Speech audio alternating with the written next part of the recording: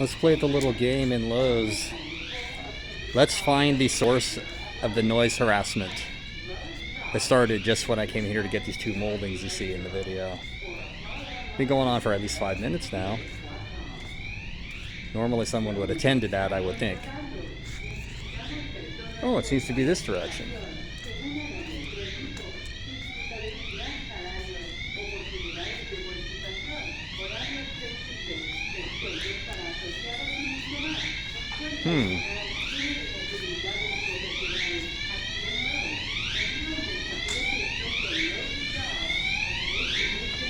Appears to be an alarm for when the panel saw is running.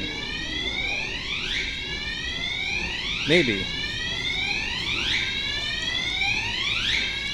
Interesting how it just has been running and running and running without anyone operating the saw.